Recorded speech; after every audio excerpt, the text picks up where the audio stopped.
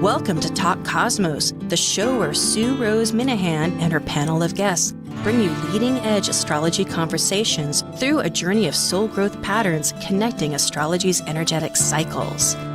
Get ready to understand your path in the cosmic roots of the stars.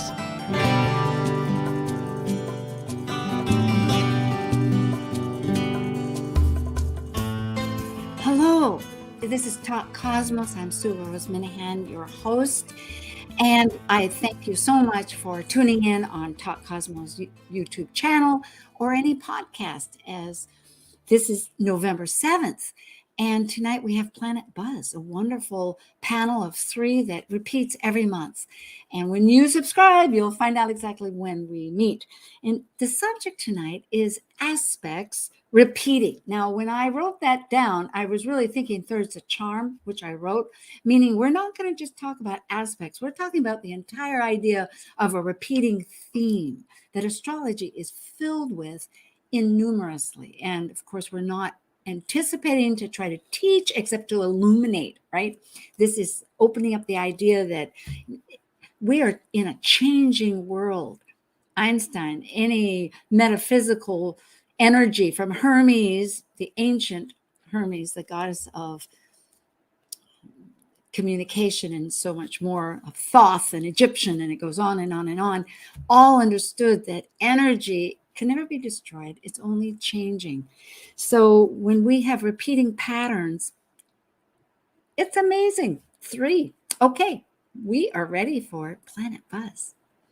Focusing on planetary ecliptic orbital cycles and planetary pairs called synodic cycles connecting to planets at the same degree that begin our relationship, these are the members of Planet Buzz. I'm Sue Rose Minahan, host of Talk Cosmos, an evolutionary astrologer and consultant, plus a certified color energy coach. I explore creative expression as an artist, a musician, and write abundantly, stories to poetry.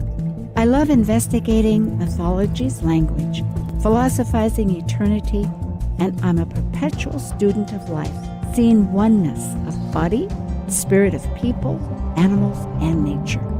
I'm Leslie Francis, author of the 2019 and 2020 Llewellyn Sun Sign books, a practicing professional astrologer intuitive, a lecturer, and host of my own podcast, Coloring Outside the Box. My lifelong search to understand what it is to be human led me to develop my own approach to astrology called purpose-centered astrology. I passionately seek to support people in their greatest act of creativity, living life, through consultations and webinars. Creator of star cards, I love talking and making people laugh. And I'm Dr. Laura Tad.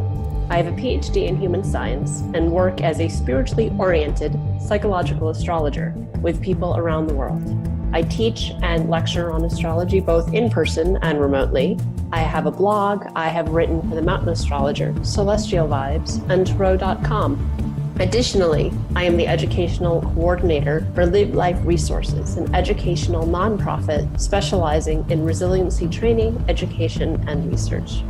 And as the ancient Hermetic code reveals, as below, so above. As above, so below. Hello. Hi, Leslie. Hi, Laura. It's so great to see you. Yes. Absolutely. And 3, where to begin? I guess really we've, in our discussion, as we've mentioned, there's various ways to look at it. One way would be when some transiting planet, I mean, this is very brief, this is not going into the natal chart exactly, except when it keeps bumping up against one of our planets, especially one of our outer planets, or else it's going across our ascendant. Because I think, Laura, what inspired this was you were relating once when one of the powerful planets, I don't remember what, was going across your ascendant once, twice, it's just like forever. Of course, yeah.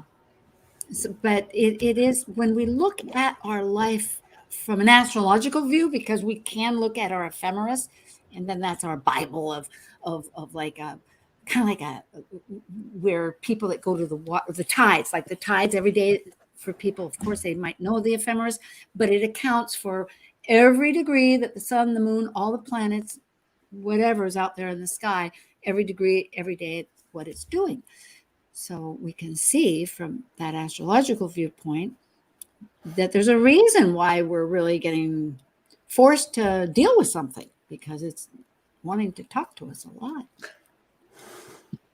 Well, it's really interesting because when you brought this theme up, I hadn't really thought about it for a long time, although it was part of my basic astrological education, that if you're looking at a chart, you need to see if something, a particular theme is repeated more than once, because, and it was the principle of three, if you see it three times, and I think that may have its origins, I could be wrong, in horary astrology. So a horary chart is one in which you ask a question and you seek an answer, and you need to see not one thing that confirms the answer, but three things. And that seems to hold true as well if you're looking at a natal chart and maybe looking at your own natal chart.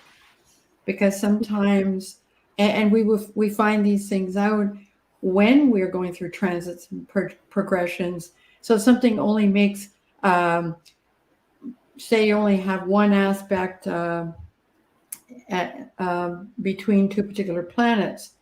Well, when something transits either one, you may not feel that as strongly as you would if, say, for instance, in my chart, the moon aspects everything. So, so for me, when anything's transiting any of the planets in my chart, my moon is going to get triggered in some way, shape, or form. That's powerful. And I totally agree. And I welcome and thank you for bringing that up about horary, because I am fascinated and study some. And yes, it is true that it really makes it evident, if as a example.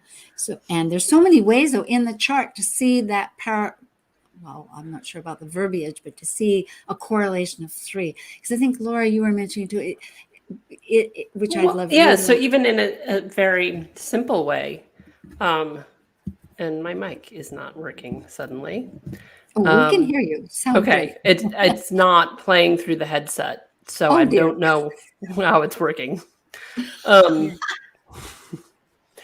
it tells me it's using the Yeti mic, but it's clearly not. But anyway, Mercury recently went direct. We still are in some shadow energy, so that may be what's going on. But thinking about, again, going back to some of like the basics when you're learning astrology, that, Mars is always having a degree of intensity, regardless of house, regardless of sign, regardless of how it's aspected. But you put Mars in Scorpio in the 8th, and you get that trilogy showing up, and there's no way out of that intensity, that Mars being incredibly intense, because you're getting that triplicity. Where if you put that, even just one shift of that, if that Mars is in the 8th, but it's in Cancer, it's really different.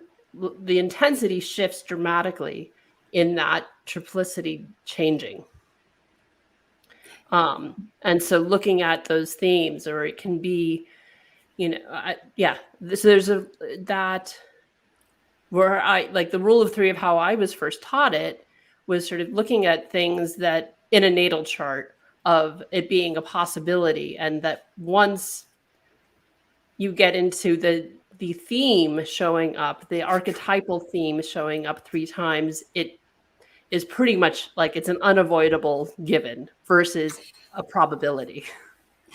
And I agree. And I love both of these. They're absolutely what I have heard and strong. And for myself, as I learn new techniques, I think that is what fascinates me, is to see it replicated.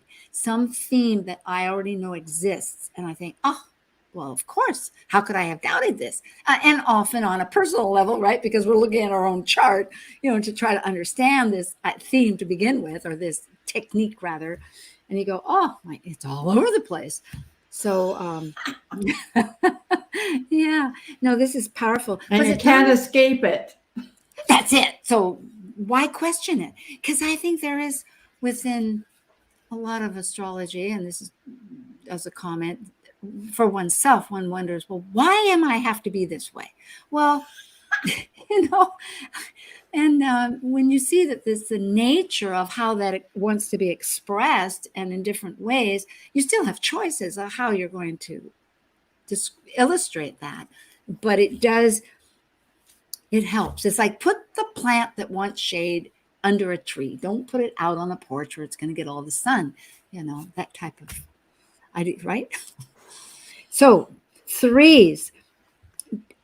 We also have Mercury retrograde. That's another idea of these 3s. And we can go back and forth with all these ideas.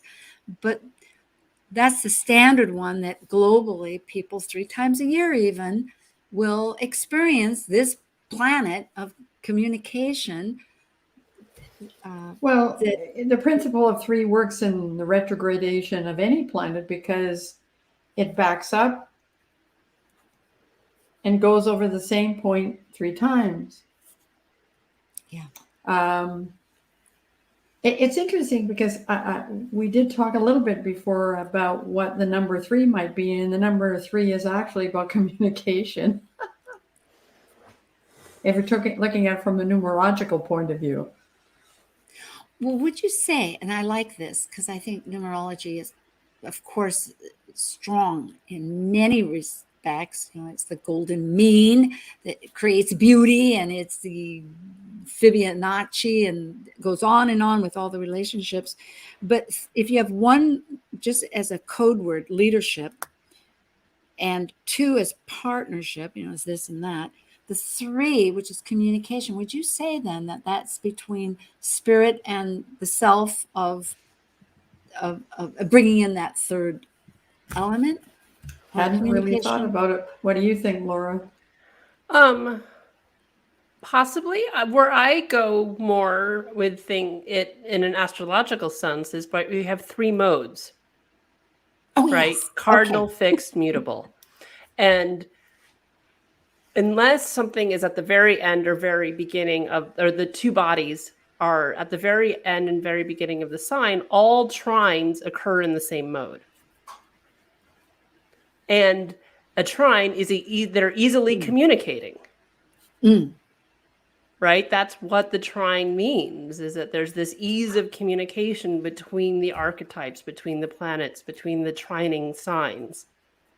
And so that's more of how I see it than, because that brings in more of this trilogy. To me, then communicating mind, body, spirit would be a trilogy. But Yes. body, And I think spirit that's is what a I was duality. thinking. Yeah, because I was thinking of the twins with Castor and Pollux, one mortal, immortal, and when the mortal one died, of course, then they exchanged, but it's that spiritual communication between the body and the soul. But trines and modality, just that would be, folks, when it's all air, any of the elements, the 3 signs of air, 3 signs of earth or water. Not the modes aren't that. The modes are... No. Well, that's true. It would be, those are the elements. Fixed. Thank you. Yes, Okay. but what she said was that all the trines take place in signs in the of same the same mode. Trines take place in the same mode. Well, you have the mode same. is, well, the mode, like let's say you have same elemental, the same element, because Yes. okay, sorry folks, and we're just going to describe that, which is okay because elements is earth, water, fire, water. So and apparently Mercury is still making life difficult for us. Well, it's this issue. Yeah, so modes are squares and oppositions. And modes are squares and oppositions. And there's this trilogy with the trine, with the elemental piece. In terms of... So modes, just for description, would be, which I love. I'm so glad you brought this up, Laura. And that is, again, just to repeat, the cardinal, the action, energy just going, spirit, and then fixed. It finds a little spot it wants to roost and form and be, and then something wants to change it and tear it down because it can't live that long anyway. Form doesn't live forever. And it breaks up to find another place to go to. I love that trilogy. Well, actually, I think the way the sequence really works on an energetic level is it begins with mutable, which is the conceptual things floating around, creative part, moving into the cardinal, which takes action, and the fixed sign completes things. I like and then that. the cycle begins again. Well, then we could think that truly Pisces could be the beginning because it is the womb, and from the womb comes the seed that sparks out. Yes, that's one thought. I mean, it could be at any point, could be, but with that thought of mutable. Well, you know, how I came to that was because of all the research that Michel Gauquelin did, in which he discovered that all of the people who really excelled at things had planet, the planet that was a significator for that particular accomplishment was in a mutable house, not a cardinal house. So Well, that started me thinking about how the energy actually flows, because sometimes we forget that the chart is fluid, and and we want to have barriers and houses and all these things, and we then start to. And I know when I was first studying, if you can't break it down in pieces to start out with, you'll never learn it. But the key becomes recognizing that things flow. They don't, how can I say this? It's almost like when you get, so if you're moving into the first house, you don't need a key to open the door. You're just going to flow across the threshold. I don't know if that made any sense. I think it's beautiful. I'm an abstract mind, and I do relate a lot of things, and I think that's an excellent way of describing it. Laura, I was thinking of some stuff, but did you have something you wanted to say? Were you thinking? No. Okay. No, I mean, I'm hoping people are clear on the modes. I mean, there's different ways of thinking about them, right? The way I was taught was that cardinal signs launch seasons. All the cardinal signs are the first days of a season, regardless of hemisphere, right? It gets flipped in the southern hemisphere. It's still the first day it's the same sign, just to opposite season. And the fixed signs are the middle of seasons. So it's the most intense time of the season, right? First day of summer, not the hottest day of the year. The hottest day of the year is going to be when we're in Leo in the northern hemisphere. And then the season is shifting and transitioning in the mutable signs. It's in that transitional, malleable, mutable, non-tactile energy period of time, right? So that's how I was first taught the Me too. Yeah. But so looking at them in that way. Power of threes. I'm also thinking the sun, moon, from Earth's standpoint, there's a sun and the moon, the luminaries that are so powerful, and Earth might be the third, because it is from our relationship. It certainly factors into the solar lunar cycle. Yeah. There wouldn't be a solar lunar cycle if there wasn't an Earth. Yes, an eclipse. Right, every eclipse has to involve, solar or lunar eclipse has to involve the Earth because it's all in relation. Yeah. So when we think, just to retrack, because it could go from anywhere. This is a very broad basis, but we have themes within the chart, the reoccurrence of an aspect to our chart or an event, because events have charts too. Or it could be the retrograde, which in that point, when that retrograde and it goes back to a point, especially when it's attached to your own chart, it's very well. So here's what happens as we're discussing this, and it's obvious that the theme of three is a very powerful theme within the context of the whole astrological language. And I hope we're not confusing people, because our brains tend to bounce a little. But all we're really talking about is, our observations and some of the things that are spontaneously popping into our head about how the theme of 3 manifests itself in astrology. And that it has power. Exactly. And rather than, and I think too, to recognize the purpose of events, that they're not isolated, that they can be connected and connected. And there is the personal, there's the mundane, as we were talking about, which again toggles in my mind between what is personal and what is mundane, because a lot of personals make the mundane, it's people.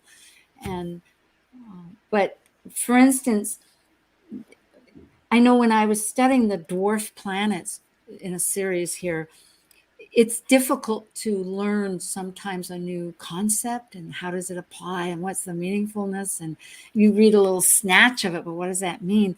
And this happens to be with Alan Clay, who's a New Zealand astrologer and initially wrote his book on Sedna, and he was a clown, wrote a great for 30 years and wrote one of the classics on clowning, which is quite fascinating.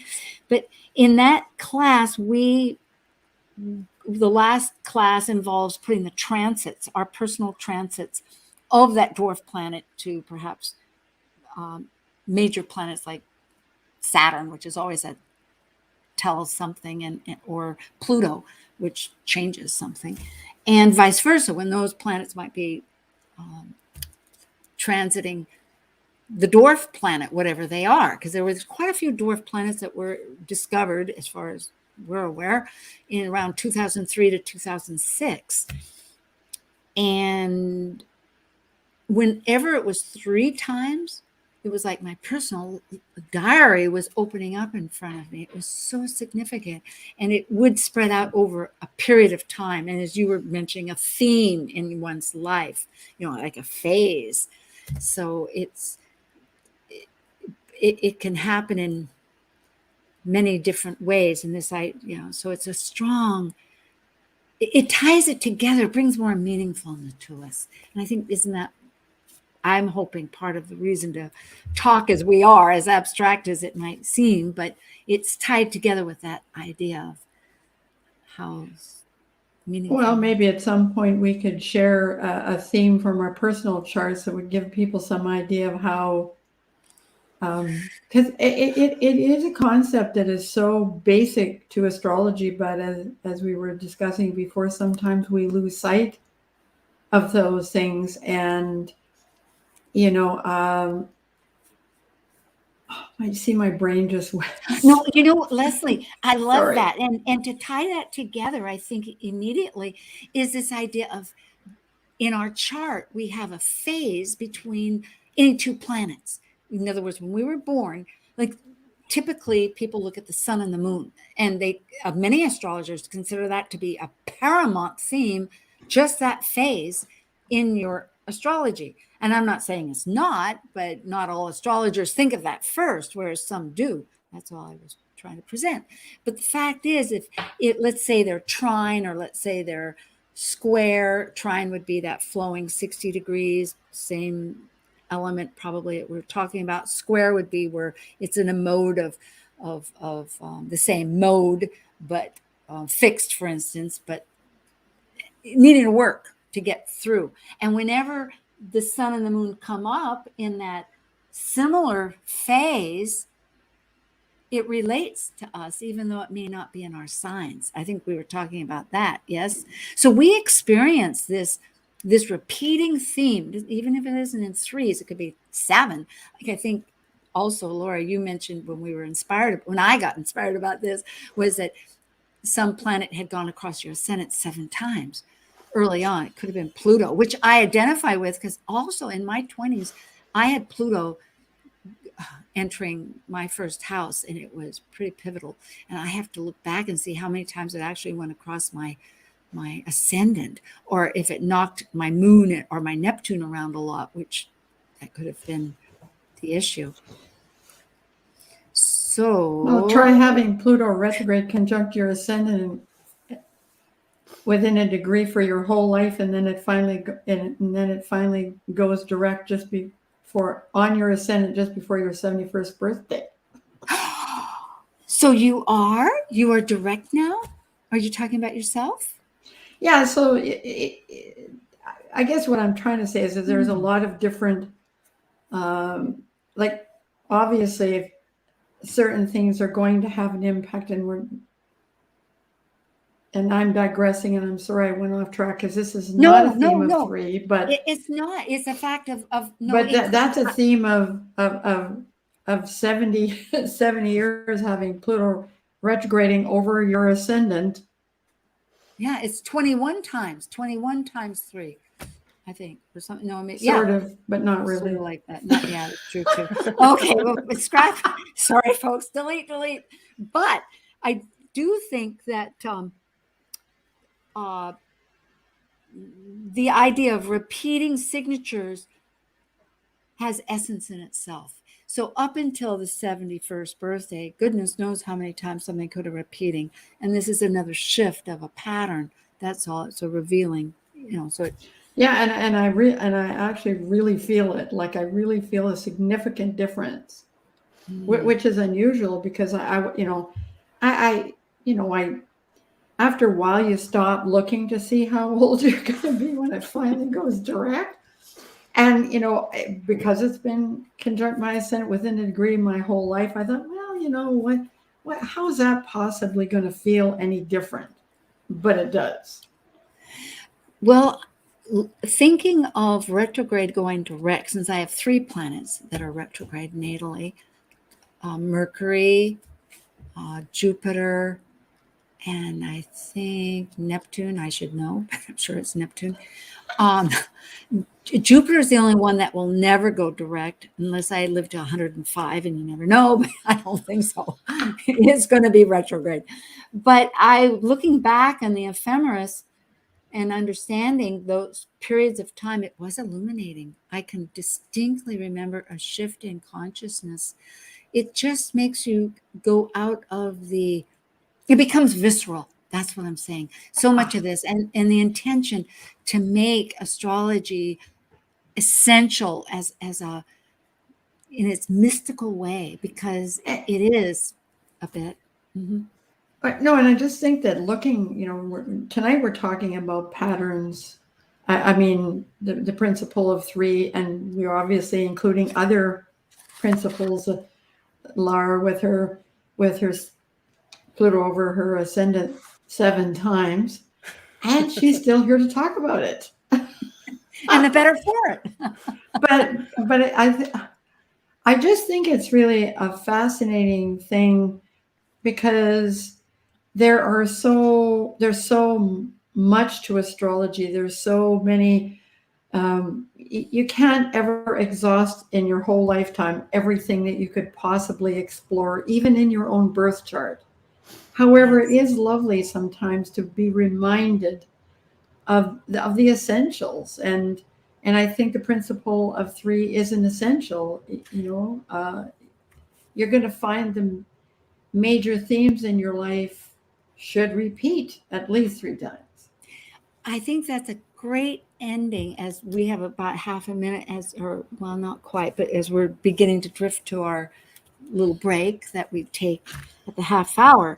But this is important to collect the data one could think of to see where it's recurring. And so talking about that, which I know, Laura, you were bringing up from training, and it seems Donna Cunningham comes to my mind too as to one of the teachers of that. But this idea, but I've heard many astrologers remind a principle of 3 as they give maybe a lecture, that really it is a matter of tying in these. And I think of it often as a prism or a house where you just look into you either look in or you look out, depending from different angles. You have a doorway, you have a window, or else you have different sides of the prism, giving different light. But it's still the same prism. It's the same house. But you're seeing a different angle that connects that embodiment. Is that too abstract? No. Oh, good. Well, thank you. I think we'll come back and we'll take just a little moment. And this is November 7th with Planet Buzz with Dr. Laura Tad and Leslie Francis. Leslie's in Canada. We're so glad. And I'm Sue Me Rose too. Minahan. We'll be right back. Okay, thank you.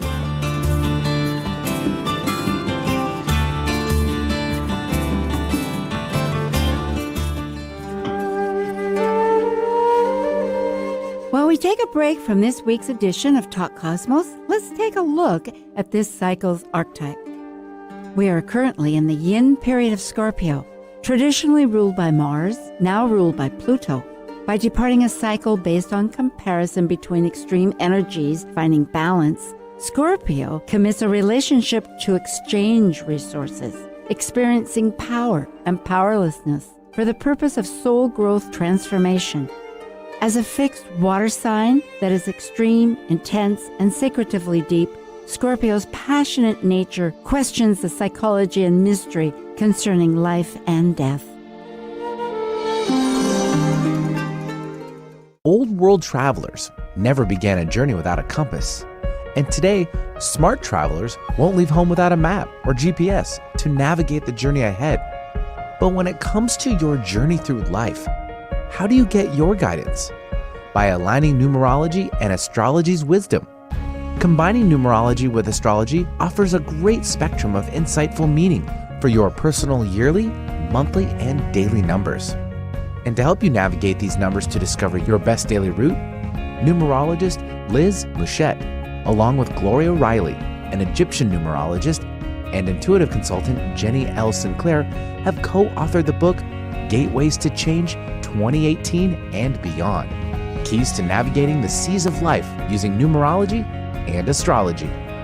In addition to the book, Liz is also hosting a Gateways to Change workshop this fall, which complements the book to guide you to your life's journey and explore how to use the resources offered in the book.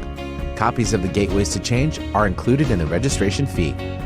The Gateways to Change book is now available to order on Amazon, and to register for the workshop, you can contact Liz at her website, alightpath.com, or send her an email at Liz, L-I-Z, Mouchette, M-U-S-C-H-E-T-T @gmail.com. Let Liz be your compass as you continue your journey here on Earth. Talk Cosmos. There, this is Mark Worgan, your astral medium from Las Vegas, Nevada, and you're listening to Talk Cosmos on Alternative Talk 1150 AM, where we discuss the meaningfulness of our roots in the stars. Find out the latest about your favorite shows on Alternative Talk 1150. Check out 1150kknw.com. Well, hello again. Yes, I'm so glad. You know, we needed a long break there because I just regrouped and I realized, my goodness, do you know it was this year that we have Saturn square Uranus 3 times? And the first time was on Valentine's Day, February 14th, then, which seems like an eternity ago. And then the last time was June 14th. I have no reference of time, it seems, maybe sitting on the island, or maybe just because life has changed so much as far as my routine. And the next one, the third one, will be on Christmas Eve, December 24th. Oh, That's joy.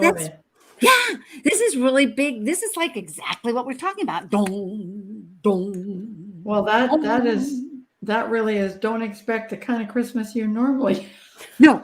Well, most Christmases these days, it's either been an eclipse or it's been something. It seems like it's huge. Yeah, the huge Titans, the 2 Titans, you know, from mythology. Uranus, the sky, the god of the sky of the heavens, and Saturn, the timekeeper. Yeah, I Amazing. wonder And if then- maybe we're already seeing that in the news, even though it hasn't happened yet, that they're saying stop now because of the supply chain issue, that there won't be the things you want to be giving people for Christmas because so Saturn being physical things in many restricted ways. too. Well, Restricted. I guess there'll And be a lot of Uranus- gift cards given. Yeah. Having And to you're like in- come up with new ways of giving things or new Exactly. types of things that are given because of the supply chain issue that is a technological problem, which is Uranus governs, and that lack of chips resulting in a lack of things. Well, it's funny. My friend in London was just telling me that in Britain, everybody's having a panic attack because there might not be enough turkeys. Well, Britain does for Christmas dinner. Yes. Really, it is astounding to me. That flashes right back to the idea that when all the COVID started, the nodes were in Cancer, North Node in Cancer. We all went home. It all had to do about our family. It had to do about our security. And now we have the North Node in Gemini, so it's about transportation. But amazingly, and it's nothing new in astrology, except that everybody is experiencing this on a huge pandemic global theme, so that it gets so intensified that now it's food is not getting transferred. So I wonder to myself, gee, in January we'll go to Taurus. Anyway, we'll all have our little plots of green, but it's one memory. I was planning, but the turkeys represent that tradition and the memories, and so much that signifies, gives you something tangible to. Well, and they're talking here a shortage of Christmas trees, right? So again, with the supply chain problems, right? So okay, you got to come up with new traditions because you might not be able to do what you've always done. Time to invent, using that Uranus energy that's all about invention. Saying, the old way really isn't working. Stop trying to make it work and fit the square peg in the round hole. You have to reinvent. And especially since Saturn is in the sign of Aquarius. So really, the old and the new are clashing against, Saturn of tradition until I think it was 17, and trying to remember what was 17. I keep trying to memorize that number, 82, 84, when Uranus was discovered, that now rules for modern astrology. 1789. Okay, 1789. I think. Well, I thought it was a little earlier. It's part of the French Revolution. Well, it was almost discovered, and then it was discovered. It's got other. It's discovered. So it is really significant. I'm just thinking about the third is the threes of this. Oh, I was thinking of some other stuff actually. Well, but so in keeping with that idea of so we get this 3 times, that in some ways there's a real gift in that, right? Because the first time maybe it felt really jarring, and we were still deep in the pandemic, and people didn't know when anything was going to open up again, or what that was going to look like. Vaccines were not sort of readily available to everybody yet. That was still in this very sort of maybe, we don't know, we'll see, malleable energy, even though they're both in fixed signs. And then, by summer, here's the shift. We've got the technology to be rolling this out, right? We're really wanting this to happen at this large scale. And we're learning how to work and exist, not even just the vaccines, but how to exist in this new reality of, how do we manage? Can we have summer? Well, who can keep working from home? Who can't, who has to go back to the office? What schools are going to open? What schools are going to stay remote? All, those details that Saturn likes to have control over. Right. It's this constant moving target, having this square re-up every 4 months or so, 5 months. When it was in, if I might say, it's retrograde, just for folks listening, because the first one was direct, the second one's always retrograde. And this one, they're both direct again. And sometimes you get multiple aspects with things and they aren't both retrograde. It happened to be that that was right. Okay. That isn't always the case. Or they aren't always retrograde at the same. They don't move at the same speed, right? Uranus takes 84 years to go around the zodiac. It's not going to be direct. Uranus won't be direct. Uranus doesn't. Saturn, I think. Saturn's direct now. So Saturn But will it be was direct in retrograde December. then. Yes. Okay. I believe so. But Uranus doesn't go direct. I think it goes direct like right then, right? Is it Uranus or Neptune that doesn't go direct till January? I'm not one of the two. I'll look at my book here. It's Uranus. Yeah. Yeah. So Uranus will still be retrograde. It doesn't go direct until January. I was 18th. thinking more of the slower planet, which was Saturn, although they're both, the slower planet. Uranus is the slower planet of the two. But so now I'm eager to hear the sequel. Your thoughts of the third one. So Saturn, we're maybe able to be a little more pragmatic in how we do things because it's direct and we're able to lay some groundwork. But Uranus is still going to be retrograde, so it could still all be upended.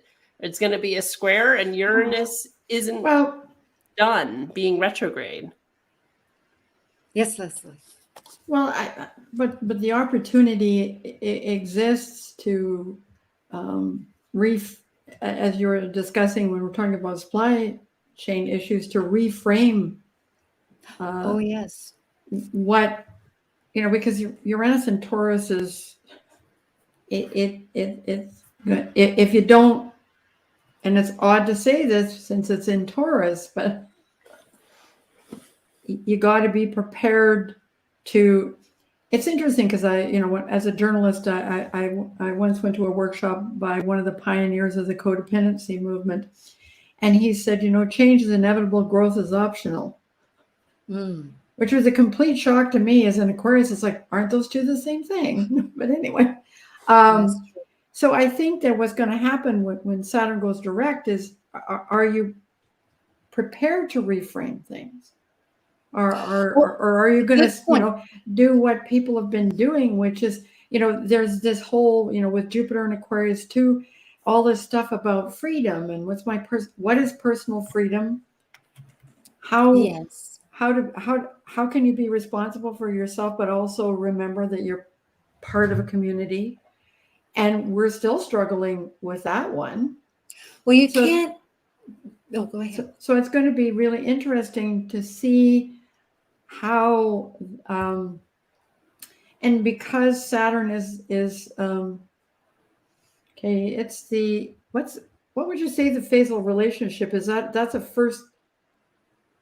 Is that a close? That's actually a last quarter square. Yeah, last third quarter. So what is the last quarter about? Let go of the shit you don't need. Well, that's it. And thank you, Leslie. That segues right into what's been burning inside, because I'm remembering that Uranus is in Taurus of values, besides money, which for some it equals, but it's values. So when I think about that Christmas tree on a very personal level, whoever I might be upsetting, and I do it? Oh, I did this year.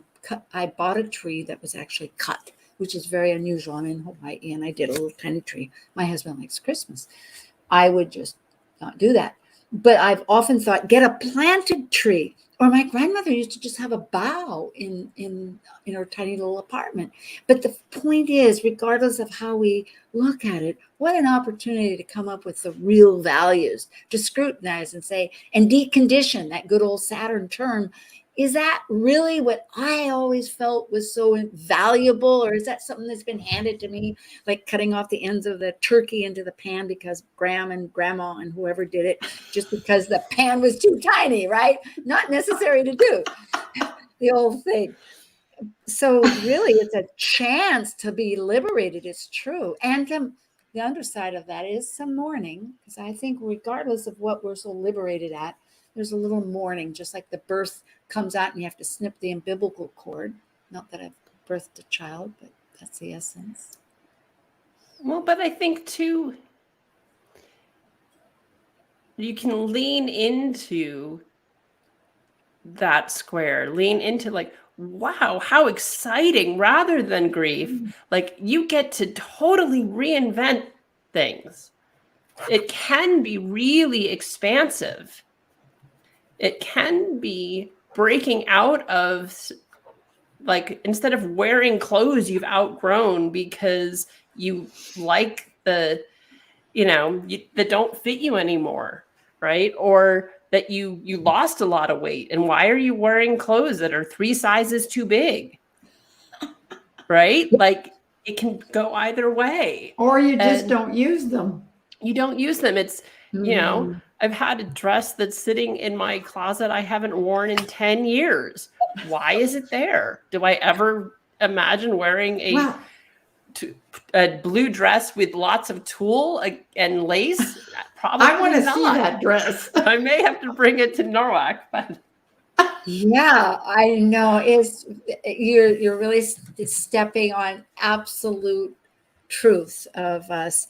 And again, I was just reading an article that Ray Sapp, who has recently bought the Mountain Astrologer since Tim passed, and it's wonderful. It's about Aries. It's a current one, and it was about, rather than slay the dragon, befriend the dragon. And I have it here without going in, but the whole idea of that with Mars in Libra, and the idea that we're Libra, of the duality, is like the hunter and the hunted and the hunter, which I find so fascinating, because I always think of the two, and not quite in that frame, but it works. And rather than the Western mentality of the dragon is to slay it, whereas maybe in Chinese or other culture, it's like a great gift of friendship. It's like, thinking of to the idea that the nodes are like the head and the tail, Uranus that never bites its tail and continues. So this idea of leaning into reinventing, and it can be really exciting, but I think some of that gets played into people's individual astrology, right? You can't divorce that from it. For me, I'm like so full in Uranus transits that, like, Uranus, I'm just on the other side of my Uranus opposition. It's conjunct, well, it goes direct on my south node, right? Like, I've been in the last year and a half, it's all been, yes, there's the pandemic and there's what's been going on and there's the Saturn, but I would have been in like total craziness anyway, because I'm in a Uranus opposition on my nodes. Like, there's no way out of my life being in this massive reinvention. yes. And so for me, it's like leaning into, okay, well, what do I want? And if I had a magic wand, what do I want to create? And it doesn't mean I'll get it, but it's really important to know what I want if I had that magic wand. Which makes me realize Saturn at 6 degrees, which is what it returned to. I mean, that is like, it retrograded back to that. So that was its point as it goes forward, is exactly on my part of fortune in Aquarius. And I hadn't thought of thinking of our chart, how that it's just one element. I was trying to relate to what's Uranus doing in my chart, and how is that? Oh, yes, that's right. Uranus is squaring my Pluto. Thank you. And I think, is it yours, Leslie? It's squaring mine. It's like zap, zap. Yeah, Like but your Pluto is much 8th. earlier than mine. Mine's at 16 degrees. Oh, well, mine's 14. And so it's right between 11th and 8th house. Never mind. I've got a stellium in Aquarius. Saturn is, I've had a really Saturn moon year, and I could list all, and this is when a theme does repeat again and again. Progressing. I had progress moon go over my progress Saturn, go over my natal Saturn. Yeah, it plus transiting Saturn got close. It was within a degree and a bit of conjuncting my natal moon. Yes, it's like very intense. Okay. and yet some interesting things have come out of that Saturn Uranus square, because I'm Aquarius, and a Saturn-Uranus square is even more important if you see both planets as ruler of Aquarius. It's like, okay, so are things, there's also an element, are things from the past, things that have been hanging out, are they going to come to fruition? Because squares can bring things in, they can Definitely. make things happen. So, and Saturn, transiting Saturn's in my 6th house, and transiting Uranus is in my intercepted 10th house. So what did I do this year? I joined the board of a college, an astrological college. Which is the International Academy of Astrology. Yes. Yes. So again, you know, the whole, sometimes we get a little excited because instead of, you know, it's almost like Laura said, leaning into the energies that are present. Yes. And feeling them, not just thinking about them, feeling them and recognizing what opportunities is it going to bring. And sometimes when Uranus is involved, you actually don't know. It's kind of like the Saturn part is, like I always say to people, if you've been able to solve problems in your life, why do you think you won't be able to solve them if something crops up now? It's very sage advice, yes, to realize one's own history of looking at it. What I'm remembering, though, too, is this business of resistance. The fact is, right now, they're both in fixed signs, and I'm just thinking that at times, depending on the signs, like this particular between Saturn in Aquarius and Uranus, both rulers of Aquarius, but the old and the new rulers, and it's square one in Taurus, but resistance, you know, with a fixed, because it is fixed. It gets back to and the biggest challenge for Aquarius energy is resistance, partly because, you know, it has to be my idea. You can't push me into something.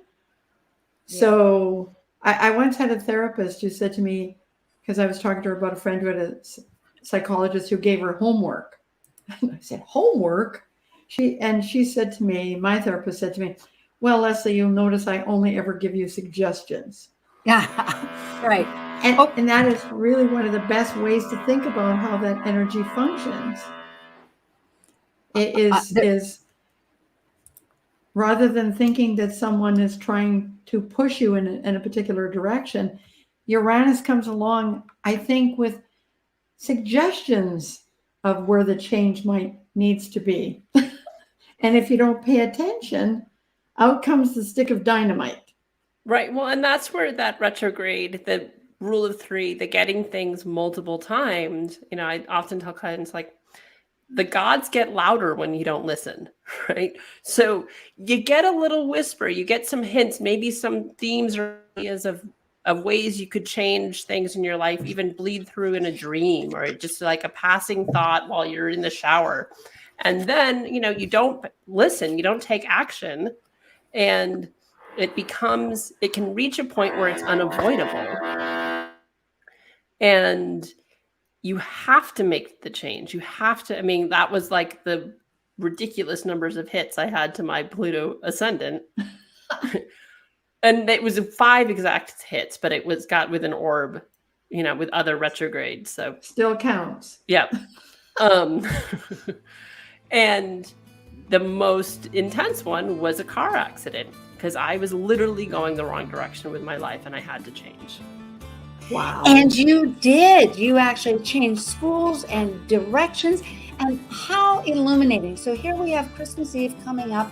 I have wonderful Leslie Francis of Canada and Dr. Laura Tad of Georgia and myself, Sue Rose Minahan. And next week we have Cosmic Collaboration, but it is, tune in again to Talk Cosmos.